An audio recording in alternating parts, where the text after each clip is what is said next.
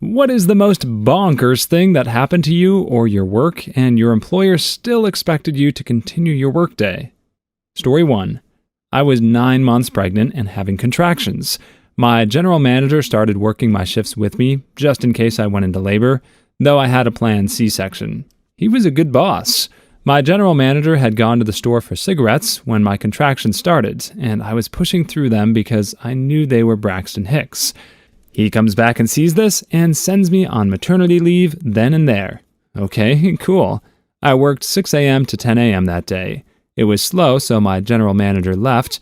He was working 7 days a week to shadow me. And an hour or so later, the afternoon manager, 11 a.m. to 6 p.m., called me and told me if I was scheduled until 2, I needed to return until 2. I said, I'm on maternity leave. And she said, it doesn't say so here, so you need to come in.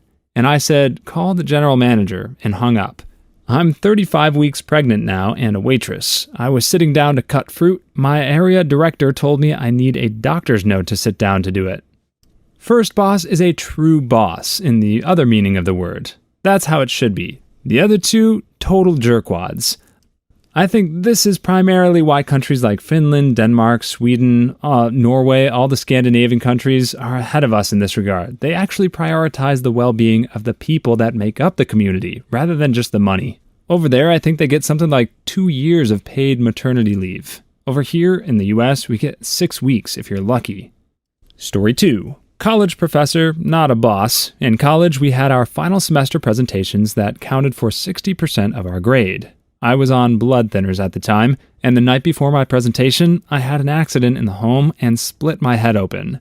12 hours later, it was still bleeding. First thing I did in the morning was email my professor with an explanation and a time-stamped photo of blood running down my face. I asked if I could present the following day instead, and he said that was not possible without a doctor's note. I had to go to the doctor, pay a $32 copay, just so the teacher could write on a note, Philip's head will not stop bleeding because of medication he's on. I can't believe I had to write you this note. You should have gone to class and tried to do your presentation. Maybe go out of your way to pass the dean or a security guard. Also, Philip's head. Screwdrivers. Story 3. I was working at a hotel, on the bar, and as a waitress. One day, a couple of hours before my shift, I started feeling really sick. I have stomach issues, but knew it was different. I called and said I was not feeling great. They insisted I come in. My mom had to drive me in because I felt too sick to drive. I worked an hour, got to the point of I'm definitely throwing up, and told them I had to go or else I was going to throw up on the customers. They told me that they weren't happy and they better see me tomorrow. I had norovirus, which comes on really quickly, and emailed the next day saying this and that I wouldn't be coming until 48 hours passed. They were generally nasty people to work for. Cliquey, rude, stole tips, demanding, and unreasonable. When I told them about a holiday I'd booked since before they employed me, they asked for my flight number so they could put me on shift 4 hours after it landed. Then they got ticked off when I was late because my plane got delayed. Well, you didn't want to stay at Amy's Baking forever anyway. Story 4. Automotive painting. Been complaining about my mask parts needing replacing for a few weeks. Finally, my mask broke, and I refused to paint because toxic fumes were coming into my mask. Being the only automotive painter, work came to a halt. I was told to get in there and paint or else. I pointed at the security camera and asked him to say that again, but a little louder. He fired 2 people that day, but I wasn't one of them. Story 5. When it was hours before Hurricane Harvey was going to make landfall, and they were still tentative about releasing us from work so that we would have time to go and board up our homes, stock up on supplies, or evacuate if needed, we were blessed by being allowed to leave 1 hour early. Sarcasm was meant on that last sentence. Yeah, that was so much fun. I remember filling sandbags at work and listening to the radio as they said it was up to Category 3 after being at 1 that morning.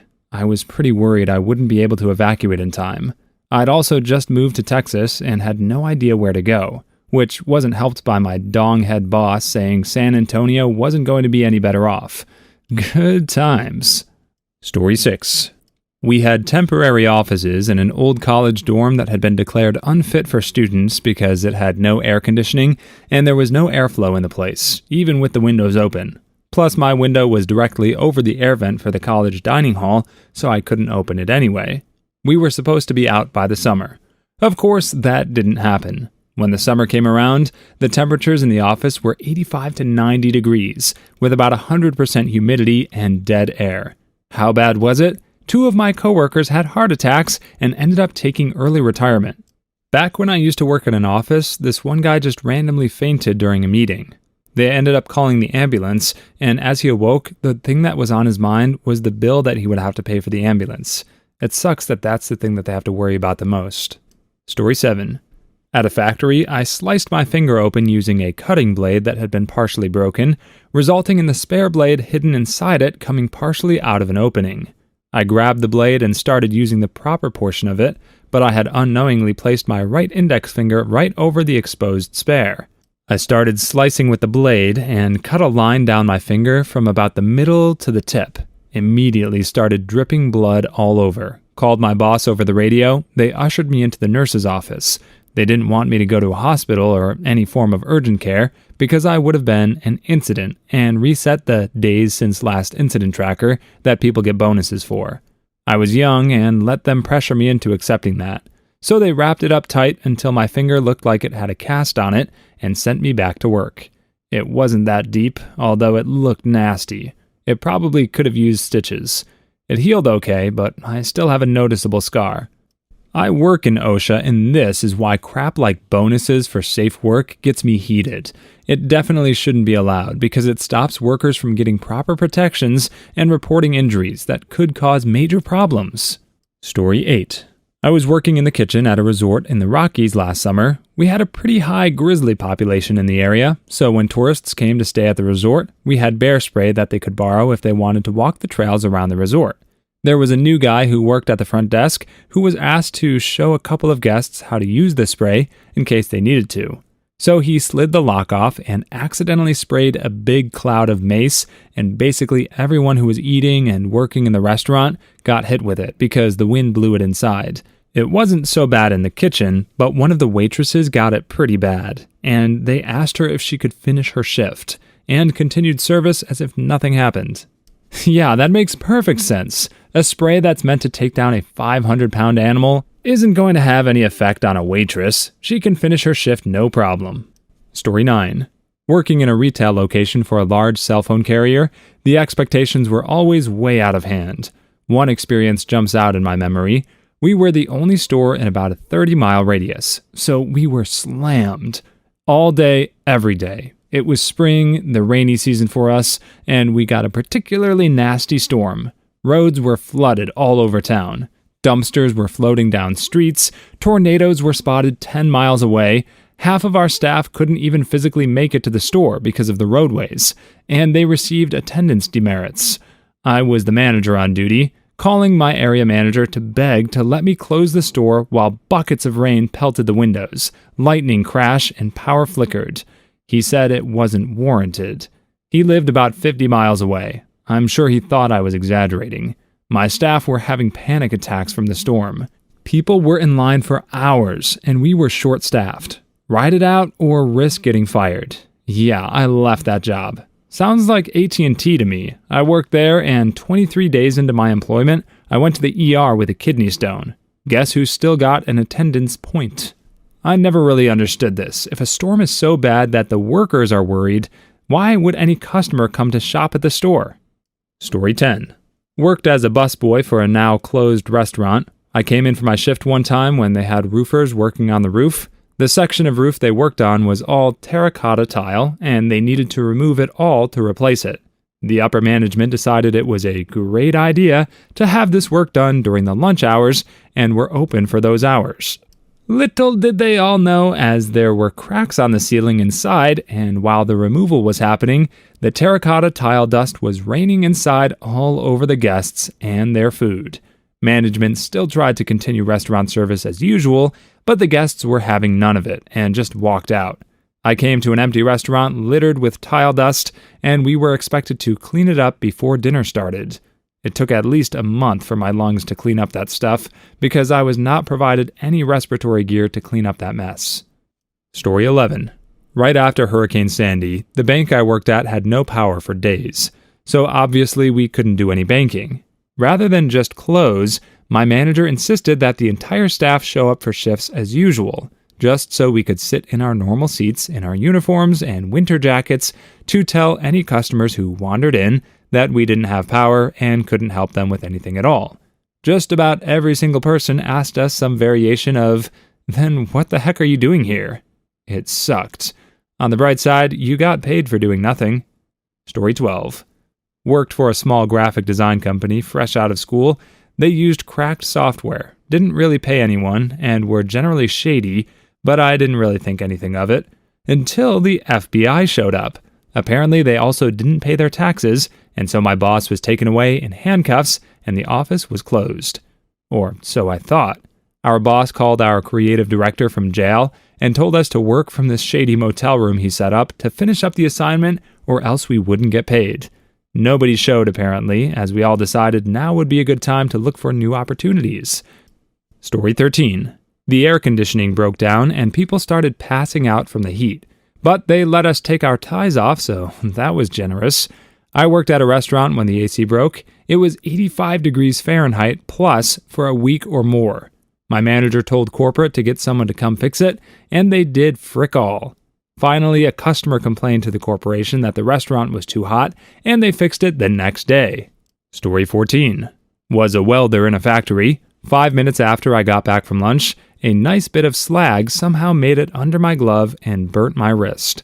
I quickly dropped the welding gun, trying to get the glove off to get the burning metal off. I tried to grab the gun with my other hand so it wouldn't clatter to the floor and possibly break, but I missed the handle and instead grabbed the hose a little under. The tip of the welding gun swung down, and the hot wire went straight into my leg. I pulled it out and gimped to my lead, explaining what happened and if I could go treat the wound. The response? "You're behind. You'd better hit your number." I didn't even get a bandage. It wasn't recorded, and I still had 6 hours to go. Wasn't the worst pain I've endured, but would not recommend. But now I've got matching scars on my wrist and my leg. Story 15. Hurricane Katrina was going to make landfall that day, and the owner of the restaurant I was managing at the time got super ticked off when I said I wasn't coming in. He wouldn't accept that and kept bargaining with me. "Okay, you can go in for 4 hours, and I can get the other manager to come relieve you." No. He was like, "We'll go hide your keys then, so we can have someone else pick them up." Absolutely. After the storm hit and devastated New Orleans, the owner was calling me because they needed people to open the restaurant. The roof had blown off my house, and I was asking him where I was going to live while I worked for him. He said to just get a hotel, as if he was paying me enough to afford such a thing. I also think hotels were pretty well full, not sure. Story 16. Someone spilled, or poured out, a bottle of deer attractant on the floor under the shelves in the sporting goods section of Walmart. Stank of deer pee for, well, actually it probably still does. They never cleaned it, and we had ammo to sell. Story 17. I was doing a construction job building houses. As I was walking past to unload a supply truck, one of the slanted ceiling tiles came loose, slid off the top, and hit me in the chest, breaking 3 ribs and a cracked sternum. I got a text the next day from my boss saying, "Heard about the accident. You coming in?" When I informed him I will not, and told him of my injuries, he replied, "Oh yeah, I was told that. You're still coming in though, right? I need an extra man to mix concrete and clean up trash. Just light stuff." Like I could bend down right now.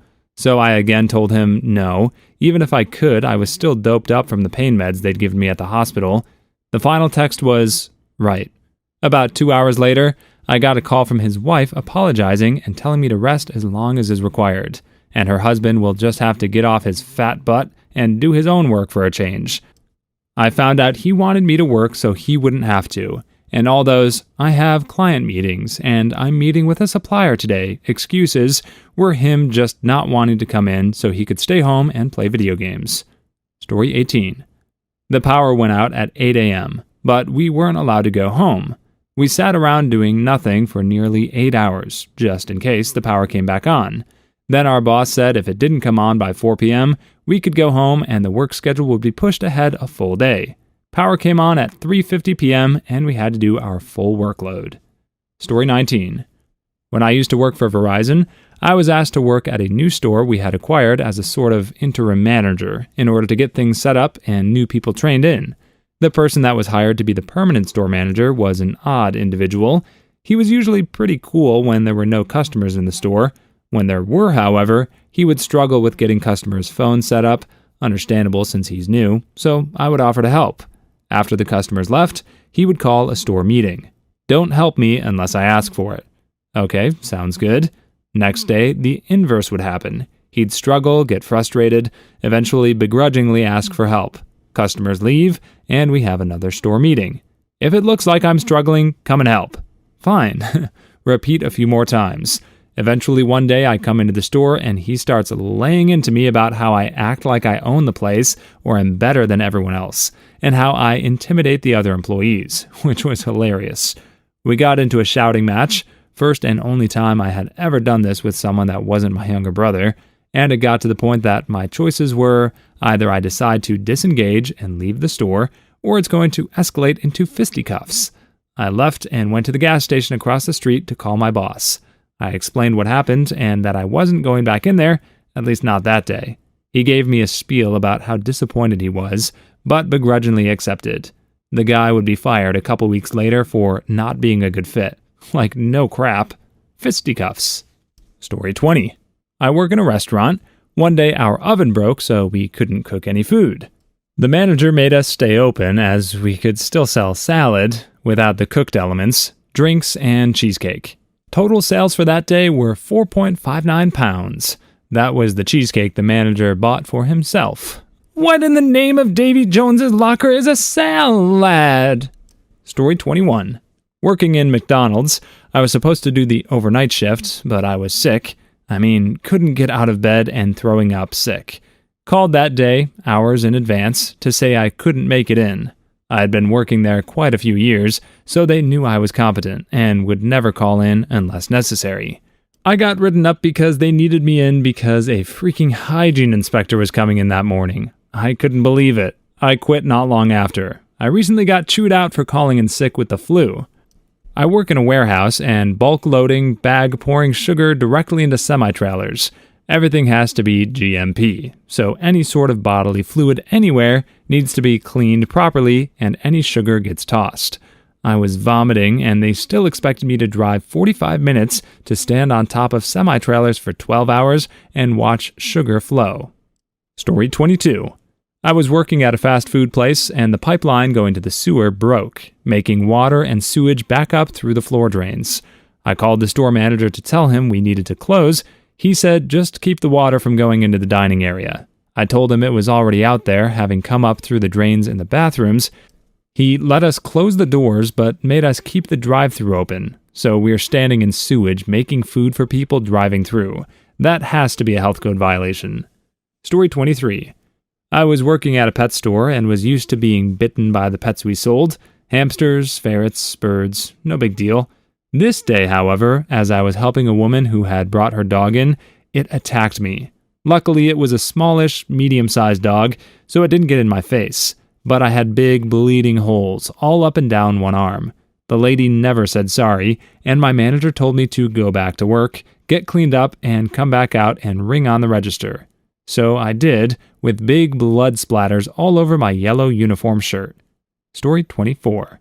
Federal agents with a search warrant shut down all so they could image the drivers. We puttered around for hours before we finally got sent home at a regular time. However, long lunches and gym visits were permitted.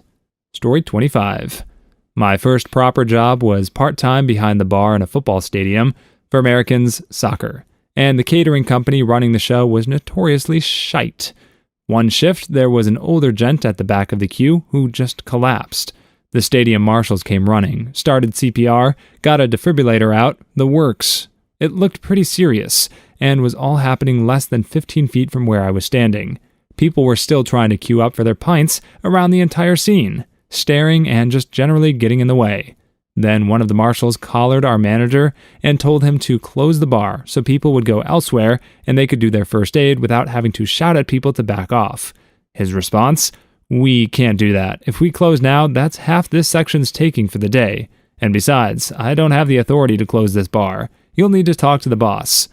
Us bartenders were baffled as our bar slowly filled with our company's upper management and the stadium security people who were all having a blazing row, while there was a guy having a literal heart attack on the floor in front of us, surrounded by the stadium's first aiders. All while footy fans were stepping over them trying to get to the bar before the match started.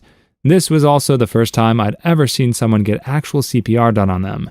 It's nothing like on TV, which was mildly distressing as a 17-year-old from a tiny, boring village. But hey, eventually one of the more experienced bartenders just hit the switch for the shutters while the managers argued. Bar closed. Paramedics arrived and took the man off in an ambulance. I don't know what happened to him, but we didn't see 3 of our managers again after that. We assume they were let go. Honestly, I'd hoped they'd been let go after that. That's absurd. Story 26. I had been in an accident where I was hit by a van when on my bike. I was on my way to the hospital and shot a quick text to my immediate boss to let him know that I might not be in the next day, as I didn't know what the damage was and how long I may be. He told me to take the day off to be sure I recovered properly. The next day, his boss called me and asked me where the heck I was. I told him I'd been hit by a man, and he said, "And?" I didn't work there much longer after that. Should have yelled, "And I got hit by a freaking van!" Story 27. I told my employer I was moving across country and that my last day was in 2 weeks. The day came and they called me as I was on the road asking if I was going to come in. Nothing feels quite as good as the 2 weeks after you give your notice. Story 28. Worked as a cashier at a public swimming pool. Some guy robbed us and took more than $1,000 from my register. Note, we were responsible for the money and the register, so while the police sort things out with the management and insurance, they expected me to go to the bank, get €1,000 as changing money, and come back to work and end my shift. I quit on the spot. That seems highly illegal. Story 29. After leaving school, I had an evening job at the cinema, and I was punched by a patron. Was still then expected to carry on for another 4 hours, despite my bleeding everywhere. Let's just say I didn't come in for another shift after that. Wow, and I thought I had bad customers. Sounds like that guy deserved to get dragged out the front door in handcuffs. Story 30. Snowstorm dumped like 6 inches of snow the day before, and then rain, creating a sheet of ice on the roads. People were literally abandoning their vehicles on the sides of the highway because the driving conditions got so treacherous it was safer to walk. I had just recently gotten an all-wheel drive SUV and was expected to come in the next day, while my coworker, who had a 2-wheel drive sedan, was allowed to stay at home until the ice melted. I tried explaining that all-wheel drive does not automatically mean safe to operate on icy roads. I didn't even have chains yet at the time, but that went over like a lead balloon.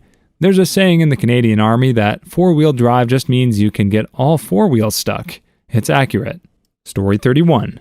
Just a few weeks ago, a toilet on the floor above our 3 officers, branch of a law firm, got stopped up and then unclogged and flooded our offices with doo-doo. It affected the 2 lawyers, not me, legal assistant. Their desks and papers were soaked, carpet soaked, files soaked. Headquarters brought us some fans to dry the carpet. The office smelled like a huge BM. We still had clients coming in. No one was ever sent out to clean or remediate anything hazardous. Molds, doo-doo. Our office is cleaned every 2 weeks, and the cleaners didn't come last Friday, which would have been 2 weeks since the leak. Time to file an anonymous report. Story 32. I got a call one day from my cousin saying our house had been broken into. I went home to deal with it and file a police report, and it was honestly so stressful.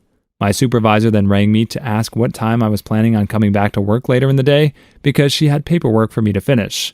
Story 33. We had a really bad gas leak at our restaurant once and had to wait outside until the proper authorities could come and fix it. My boss rolls up and yells, "Why are you outside? We need to be making money." Sir, if we light up the grills, we light the whole restaurant. He didn't care and insisted that we go back in anyway. We didn't. That's when you tell him to go on ahead and you get the frick back. Story 34. Not my boss, but my bio teacher. I was a high school freshman in New York City in 2005, 14 female at the time. I guess I'm still female now, but I was 14 years old at the time, and the age has changed. That December, the MTA went on strike for 3 days, shutting down public transportation. I took a city bus to school on a half-hour bus ride across the borough that went over parkways and lasted for over 5 miles. My parents didn't have a car. We couldn't afford cabs, and that meant the only way I could get to school was if I walked. But since I was still just a 14-year-old girl, my parents weren't going to let me walk across the Bronx over dimly lit parkways by myself for 5 miles before the dang sun came up just to get to school. They kept me home for the 3 days of the strike. The strike ends, and I get back to school. My bio teacher proceeds to chastise me in front of my whole class for missing 3 days of school. Yeah, sorry I'm not getting kidnapped or hit by a car or red-rummed just so you can do a bad job teaching us all about cell structures. The mitochondria is the powerhouse of the cell. Story 35. I had to organize a set of folders by color, but my problem is I'm colorblind. So I told him, "Yo, I'm colorblind." He thought it was me trying to get out of work and threatened to fire me. I had a boss that was colorblind, sent him a spreadsheet, and he sent it back asking if I could color code it. It was.